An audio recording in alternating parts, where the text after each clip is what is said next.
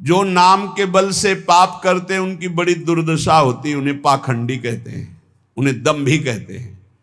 और जिन्होंने जाना कि मेरे से पाप हो गए, अब कैसे निराकरण हो, कैसे हम इनसे मुक्त हो, और भगवान का भक्त मिल गया और नाम महिमा सुनी, धाम महिमा सुनी और लग गए भगवान के नाम में, तो निष्पाप होकर महात्मा बन गए, भगवान को प्राप्त हो गए। ये सिद्धांत है। ऐसी महिमा नाम की जारी करे सब छार। चाहे जितने बड़े बीमार हो, चाहे जितनी बड़ी परेशानी हो, नाम जप करके देखो, सब परेशानी शांत हो जाएगी। एक अलौकिक आनंद रहेगा।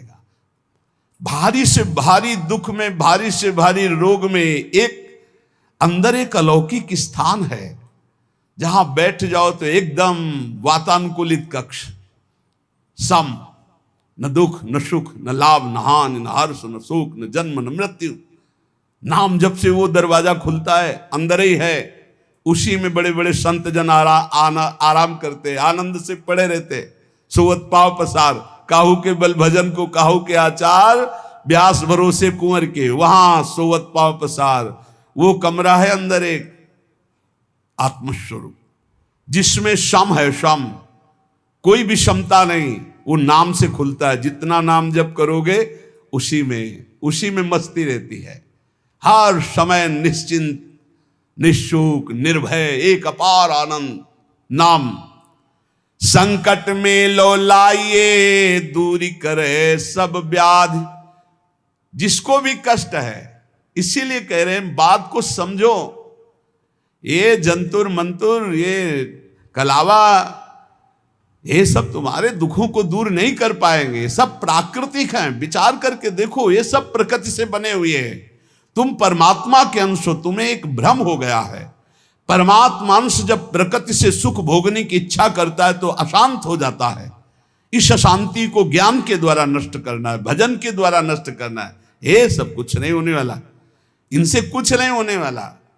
जैसे मैं मर रहा हूं अपने श्रवण कुमार के वियोग में, ऐसे अपने पुत्र के वियोग में मरेगा, ऐसा बोला था श्रवण कुमार के माता पिता ने। ऐसा ही हुआ महाराज दशरथ जी को, हुआ ना।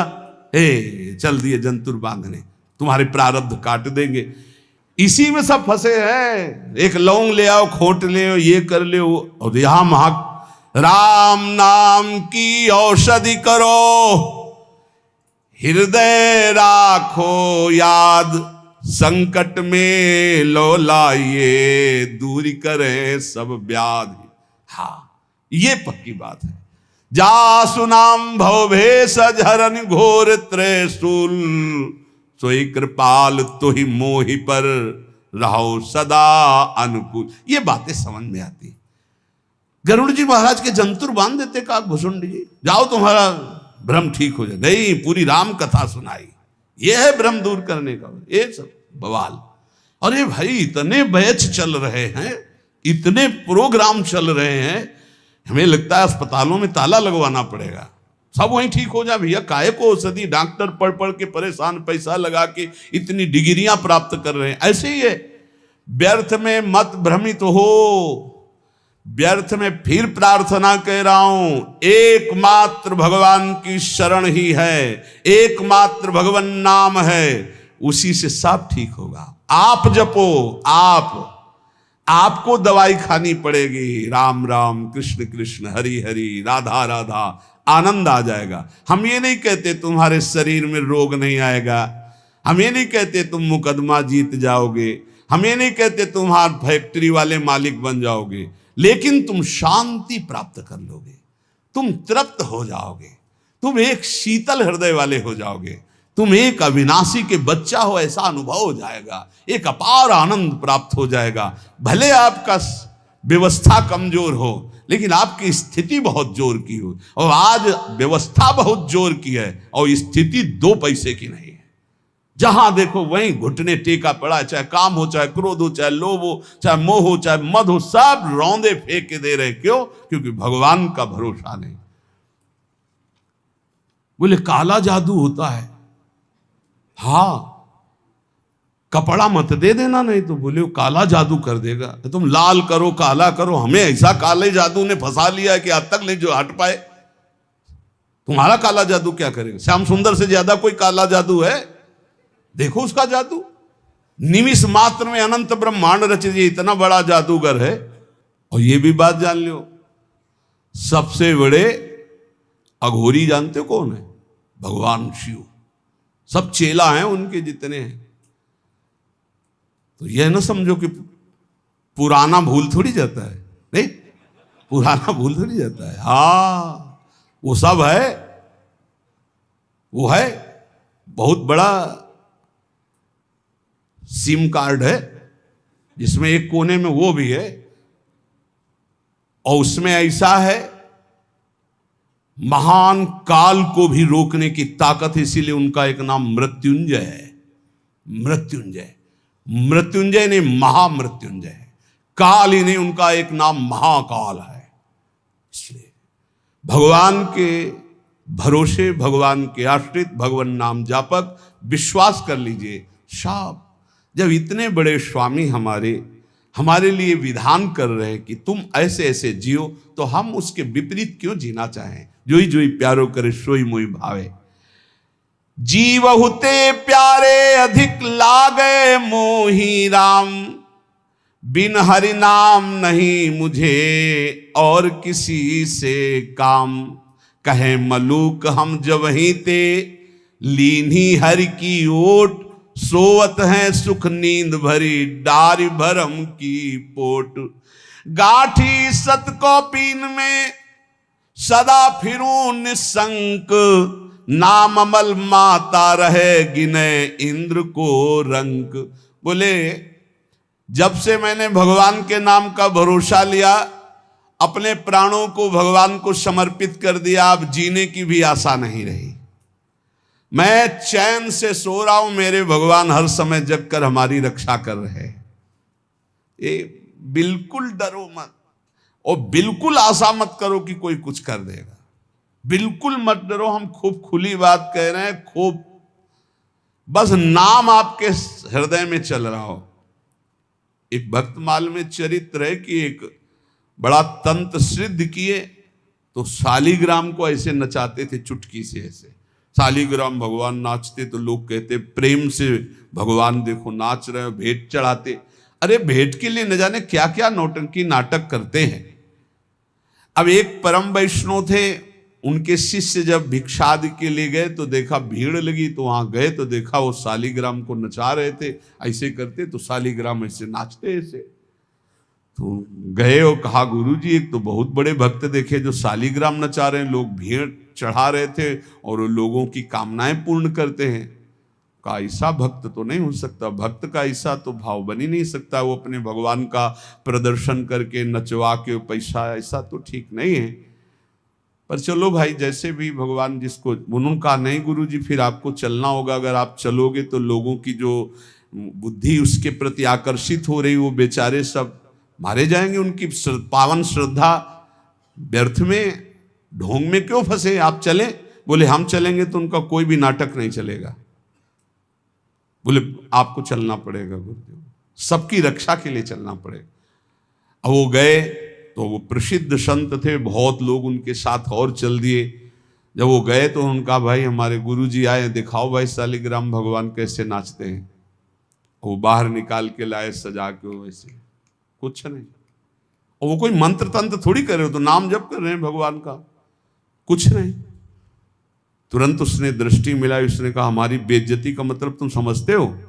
उनका भैया हमने तो कुछ किया नहीं। बोले जाओ आज तुम रात तक देख लेना। और वो तांत्रिक मारण का मूठ का प्रयोग किया, मंत्र अनुष्ठान किया, पवित्र होके बैठ के एक खप्पर में ज्वाज्वल्यमान अग्नि, बस ये उल्टी में खून, सोच में खून, और उसमें समय निर्धारित किया जाता है 8 घंटे, 10 घंटे, 2 घंटे, 4 दिन, महीना, जितना उतने में मर जाएगा आदमी।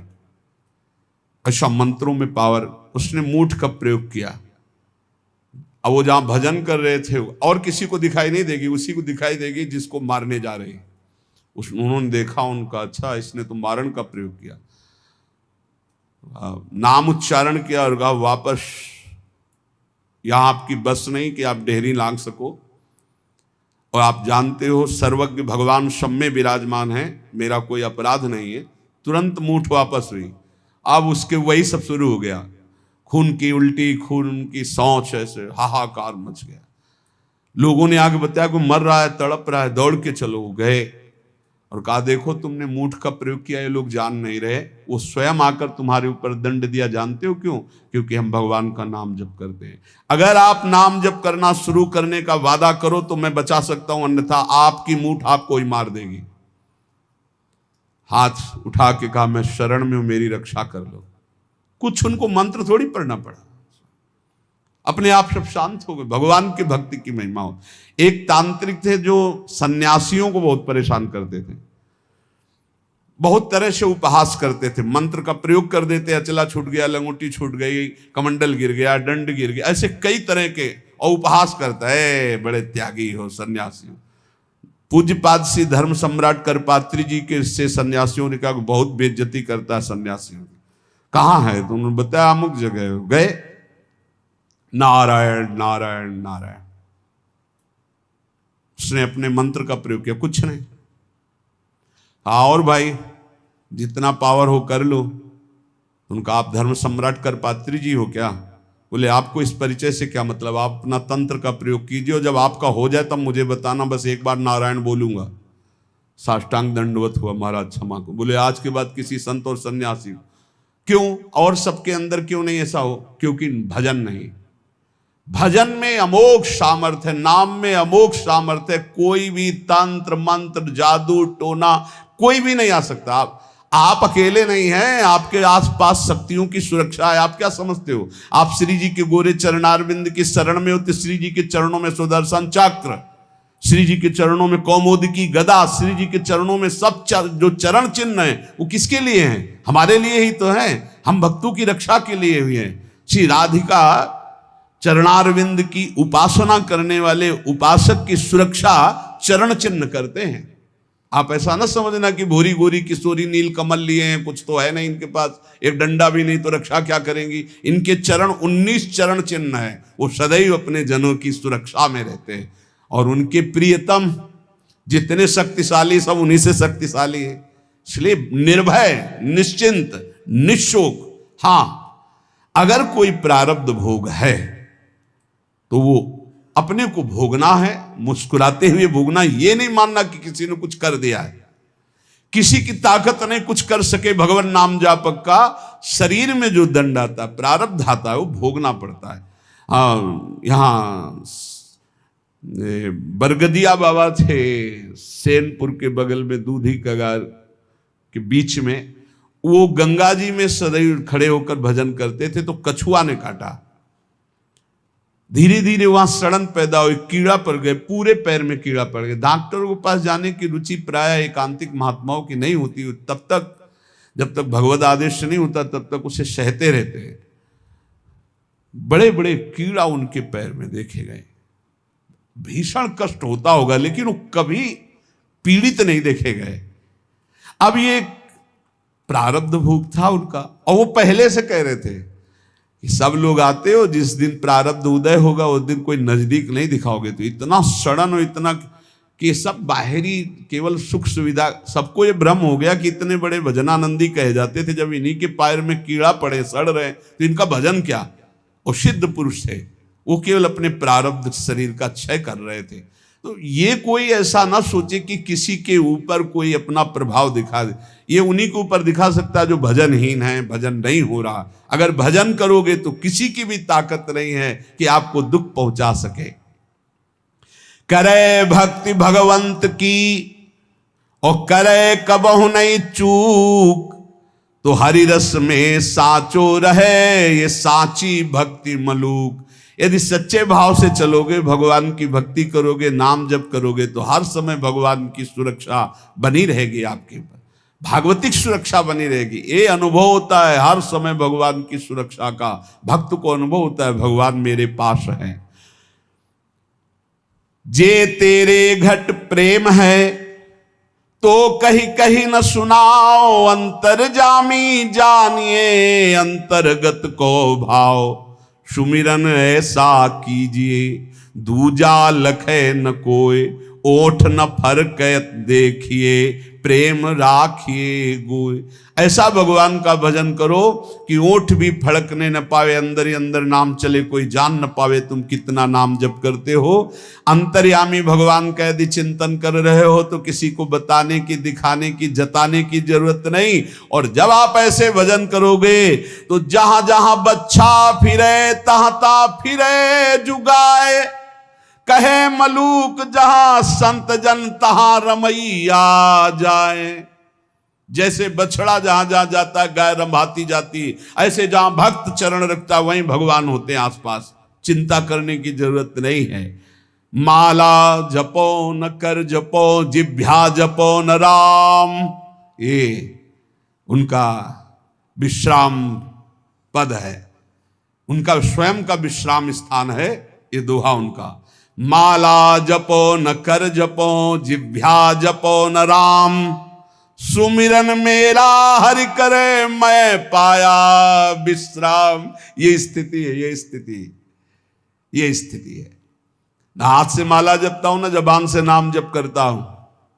माला जपो न कर जपो, जिभ्या जपो न राम, सुमिरन मेरा हरि करे मैं पाया विश्राम। मैं खो गया हरि में, अब हरि ही स्मृति बन करके चल रहे, मैं हरि स्मृति। स्मृति के अभिमान का भी त्याग जो है वो ये स्थिति है।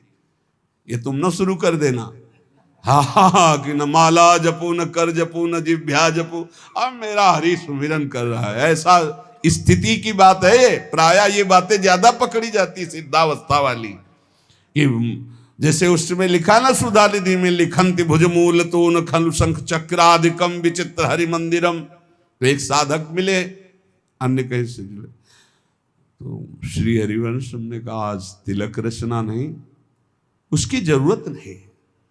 अच्छा सुधा निधि नहीं पढ़े आप?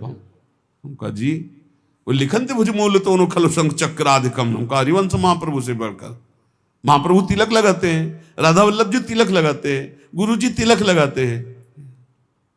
श्लोक याद है तुम्हें, और उनके स्वरूप को नहीं याद है कि स्वयं आचार्य तिलक लगाते, इष्ट तिलक लगाते, गुरुदेव तिलक लगाते। ये सिद्धावस्था बहुत जल्दी पकड़ी जाती है।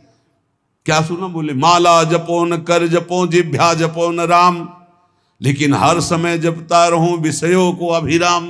बड़े शोभा में है भोग, बड़े शोभा, इनका चिंतन। ये कहा है स्मृति की, स्मृति का भी त्याग, मैं स्मृति कर रहा हूं इसका भी त्याग। अखंड स्मृति चल रही, माला जपो न कर जपो, जिभ्या जपो न राम, सुमिरन मेरा हरि करे मैं पाया विश्राम। मेरा हरि सुमिरन करे मैं विश्राम को प्राप्त हो गया। भगवान श्री कृष्णचंद्र जी महाराज अर्जुन जी से करुणा करके उपदेश कर रहे हैं। गेया यह स नित्य सन्यासी, वही नित्य सन्यासी है। अपने लोगों ने सन्यास शब्द से समझ लिया है कि जो दंड ले लेता है, जो घर बार त्याग कर देता है, जो लाल कपड़ा पहन लेता है या जो पीले कपड़ा पहन लेता है, वही सन्यासी होता है। भगवान यहां सन्यासी की परिभाषा कह रहे, गेया स नित्य सन्यासी, यो न द्वेष्टि न कांक्षति, निर्द्वंदो ही महाबाहो, सुखम बंधात प्रमुच्यते। हे महाबाहो, हे विशाल भुजाओं वाले, या जिनके बड़े महान होते हैं, गुरु या बड़े भ्राता, तो दोनों अर्जुन के बड़े महान हैं। भ्राता धर्मराज युधिष्ठिर हैं, गुरु जगत गुरु भगवान श्री कृष्ण है। इसलिए भगवान ने अर्जुन को कहा महाबाहो, तुम महाबलवान हो, तुम ऐसा कर सकते हो। क्या? किसी से द्वेष नहीं करना। सन्यासी कौन? ना द्वेष्टि ना कांक्षति, ना किसी से राग है, ना किसी से द्वेष है, और ना कोई चाह रह गई है। यह है कसौटी। पूज्य श्री सद्गुरुदेव भगवान जो बाल्यावस्था में स्वीकार किए थे, जिनकी पहली बार संसार से निकलकर शरण में हुए, वही अंतिम तक ले चल रहे हैं विविध रूप परिवर्तन करते हुए। उनका स्वभाव था फलाहार करते थे एक बार 24 घंटे में, और नारियल का खप्पर था। अब जैसे कोई भिक्षा लाया, आलू घिया ऐसे उबाल के, ऐसे नमक नहीं, बड़े कड़े नियम उनके सन्यास के थे। खप्पर ऐसे स्वामी जी डालें, खप्पर पलट गया नहीं। तो पहले बता दिया जाता था बोलना नहीं, पूछना नहीं। अब जैसे आपने डाला, स्वामी जी और, बस वहीं हाथ रख देंगे बस। कई कई दिन भूखे रहते, क्योंकि प्रायः लोग संसारी नहीं जानते, तो स्वामी जी डालें, बस खप्पर पलटा दिया नहीं। लाल चेहरा, इधर देखो तो एक एक हड्डी गिन लोगे, हर समय मंत्राकार वृत्ति, प्रणो जप में कोई अर्थ संग्रह नहीं, एक फूस की झोपड़ी, बड़ा कठिन तप। उन्हीं से संस्कार ये जीवन के बने कि एक भी श्वास भजन रहित नहीं जानी चाहिए। शुरू से संस्कार यही बना दिए पूज्य सदगुरुदेव भगवान ने। गेया स नित्य सन्यासी यो ना द्वेष्टि ना कांक्षति, ना किसी से राग है, ना किसी से द्वेष है, और ना कोई चाह है। ये बहुत बड़ी बात है, यही कसौटी है साधु की साधना की। किसी भी प्राणी, पदार्थ, परिस्थिति, सिद्धांत से न द्वेष है और न राग है, द्वेष भी नहीं किसी से। सब भगवत स्वरूप है। ये सब मलिनताकरण, ये वो इनका उनका, ये धर्म वो मजहब ये मजहब, सब एक ही है।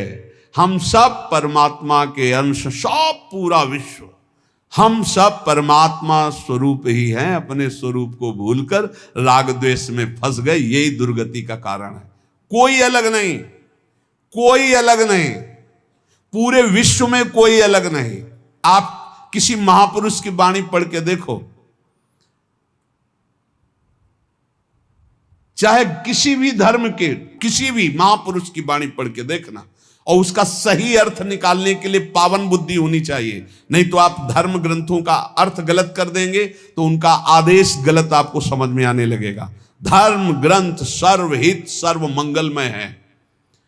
जो लिखा हुआ है, जैसे अपने यहां लिखा हुआ है, आताताई को मार देना चाहिए। भगवान श्री कृष्णचंद्र जी अर्जुन को कह रहे हैं, जिस समय अश्वत्थामा ने 5 ब्रह्मास्त्र चलाए पांडवों के लिए और 1 ब्रह्मास्त्र गर्भस्थ शिशु के लिए, उसी समय का घोर आताताई गर्भस्थ शिशु को मारने के लिए ब्रह्मास्त्र का संधान, मार इसको, इस आताताई को बिल्कुल नहीं छोड़ना। और फिर क्या कहा, ब्राह्मणत्व से युक्त ब्रह्म ऋषि को कभी जान से नहीं मारना चाहिए, मेरी आज्ञा की पूर्ति की जाए। मारना भी है और मारना भी नहीं है। ऐसा ही किया अर्जुन जी ने, मुंडन कराकर उनका ब्रह्म तेज छीन करके निष्कासित कर दिया, हो गया मारना, और जान से भी नहीं मारा। शास्त्रों की आज्ञा को समझना बड़ा कठिन। भजन के द्वारा सबकी बुद्धि शुद्ध हो, ऐसा सोचना चाहिए। भजन के द्वारा ना द्वेष्टि ना कांक्षति, ना किसी से राग ना किसी से द्वेष, और ना कोई चाह, वही सन्यासी है। बस इतने को पहचानो। भगवान कह रहे हैं गेया सा नित्य सन्यासी यो न द्वेष न कांक्षत। क्या है, किसी से द्वेष नहीं तो किसी से राग नहीं, राग द्वेष रहित और कोई चाह नहीं, यही सन्यासी का स्वरूप है। कितनी अंदर स्थिति है, इस बात को देख लो। ये भजन बल से जागृत होगी, क्योंकि जितना भजन करोगे उतने ज्ञान होगा, और ज्ञान से दिखाई देता है कि शरीरों से राग होता है, शरीर की क्रियाओं से ही राग द्वेष की उत्पत्ति होती। अनुकूल क्रिया तो राग और प्रतिकूल क्रिया तो द्वेष। और जितनी चाह है वो सब शरीर को लेके होती, स्वरूप को लेके नहीं होती। अगर साधु होकर के कामना है कोई, किसी भी तरह की कोई कामना, वो अभी सन्यासी नहीं है। कोई भी कामना नहीं। ये जगत उद्धार की भी कामना नहीं होनी चाहिए। भैया जगत उद्धार नहीं होना है, अपना उद्धार होना है, अपनी दृष्टि बदलनी है। सर्वम खलमिदम ब्रह्म, किसका उद्धार करना है? अपनी दृष्टि का उद्धार करना है। जो किसी भी प्राणी पदार्थ परिस्थिति की कामना करता है, कांक्षति, वो सन्यासी नहीं। किसी भी प्राणी, पदार्थ, वस्तु, सिद्धांत, किसी भी मजहब से द्वेष करता है वो सन्यासी नहीं। किसी से भी द्वेष नहीं, किसी से भी चाह नहीं। निर्द्वंदो ही महाबाहो सुखम बंधात प्रमुच्यते। श्री भगवान कह रहे हैं साधना जब कोई साधक आरंभ करता है तो उसमें द्वंद्व रहता है। भोगों में सुख है कि भगवान में सुख है, ये प्रश्न बना रहता है साधक के अंदर। गुरुजनों की शरण में रहे तो बच जाएगा, नहीं तो बहुत ही खोखला हो जाता है। साधना के आरंभ में साधक के अंतःकरण में द्वंद्व रहता है। बहुत ध्यान से सुनना। आवश्यकता तो है हमें भगवत प्राप्ति की, लेकिन रुचि है हमारी भोगों में। इस रुचि के ऊपर शासन चाहिए, शासन। अगर शासन नहीं कर सकते आप तो अपने आप को गुरुदेव के चरणों में समर्पित करके उनकी शास्त्र की आज्ञा के अनुसार शासन में बंध के रहे। और बिना इसके बंधे सामर्थ्य नहीं आती कि अपने आप को शासन में ले ले। नहीं तो आवश्यकता भगवान की, रुचि भोगों की है, सबकी आवश्यकता भगवान की है और रुचि भोगों की है। बस यही समस्या का समाधान नहीं हो पा रहा। साधना के आरंभ में साधक के हृदय में रहता है कि सत्संग करना, शास्त्र स्वाध्याय करना, विचार करना, नाम जप करना, ये परमात्मा प्राप्ति के लिए है। लेकिन वर्तमान में सुख भोगने के लिए जो मन इंद्रियां लालायित हो रही हैं, तो भोग ही से सुख मिलेगा ना, ये द्वंद्व बना रहता है। बहुत सुंदर बात है और ये सबके अंदर बना रहता है। इसलिए साधक खूब भजन करना चाहता है पर भोग और संग्रह को छोड़ना नहीं चाहता। भोग और संग्रह को छोड़ना नहीं चाहता। भजन से परमात्मा प्राप्ति, लेकिन जीने के लिए, सुखमय जीवन व्यतीत करने के लिए अच्छा खाना, भोगना, ये सब तो होना चाहिए। प्रायः हमें लगता है 100 में 95 और 5 ऐसे निकलेंगे जिनकी ये समझ में बात आ गई है कि भोग और संग्रह करने वाला कभी परमात्मा प्राप्ति कर ही नहीं सकता। और वो भगवान के वचन है, भोगैश्वर्य प्रसक्ता नाम तयापहृत चेतसाम व्यवसायत्मिका बुद्धि समाधो न विधीयते। भोग और ऐश्वर्य में जिसकी चित्तवृत्ति अपहृत कर ली गई है, उसकी बुद्धि कभी निश्चय नहीं कर सकती परमात्मा प्राप्ति का। तो 100 चलने वालों में 95 इस बात में फिसल जाते हैं कि भजन, साधन, पाठ, पूजा, दिनचर्या तो करेंगे, लेकिन मनोरंजन भी होना चाहिए। इंद्रियों को खान पान, भोग विलासिता, इससे रोज दिन आराम से कट रहा है। और वो ये नहीं जान रहे कि अंधा बटे पड़ा चबाए। ये जो हम कर रहे हैं, हमारी सारी साधना मिट्टी में मिल रही। अब वो संग 2 प्रकार का करता है। एक करता है भागवतिक संग, जैसे सत्संग हो रहा है, और एक करता है भोगों वाला संग, क्योंकि उससे उसके मना इंद्रिय की पूर्ति होती रहेगी। और इससे सोचता है कि भगवान तो मिल ही जाएंगे, पर वो बड़े कृपालु हैं, प्राप्ति तो हो ही जाएगी। अब उसके भावों में परिवर्तन, जब वो भोग भोगता है, चूंकि भगवान के मार्ग का साधक है, तो उसके अंदर जलन पैदा होती है। गलत तो हूं, ये ठीक नहीं। पक्का आप देख लीजिए, अगर थोड़ी भी भक्ति कर रहे हो तो आप जब गलत भोग भोगोगे तो आपके हृदय में एक पश्चाताप होगा, एक घृणा होगा, एक जलन होगा, एक ऐसा लगेगा हे भगवान कब मैं सुधरूंगा।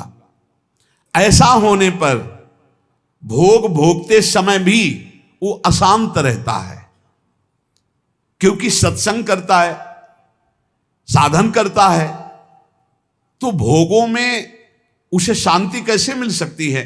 उसके अंदर जलन होती, मैं गलत हूं। करते समय भी, भोगों को भोगते समय भी उसके अंदर रहता मैं बहुत नीच हूं, मैं गलत हूं। ऐसा कैसे दूर हो हे भगवान, कैसे दूर। उस समय भी वो सुखानुभूति नहीं कर सकता। अब साधक के अंतःकरण में ये द्वंद्व बना रहता है कि भोग सही है या परमात्मा भजन सही है।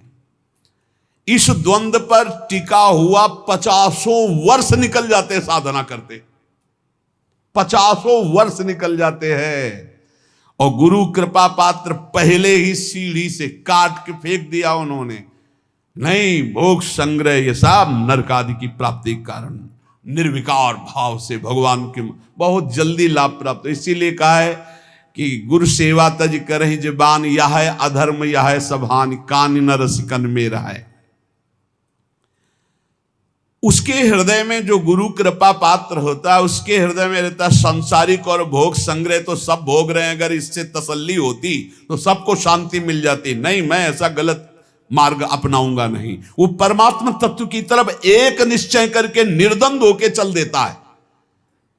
नहीं तो भाई आपको सच्ची कहते हैं, चलने वालों में 95% बैलेंस बना के चलते हैं, इतना तो चलेगा। और ये बात भगवान की भूल जाते हैं कि भोगेश्वर प्रसक्ता नाम तयापहृत चेतसाम व्यवसायत्मिका बुद्धि समाधो न विधीते।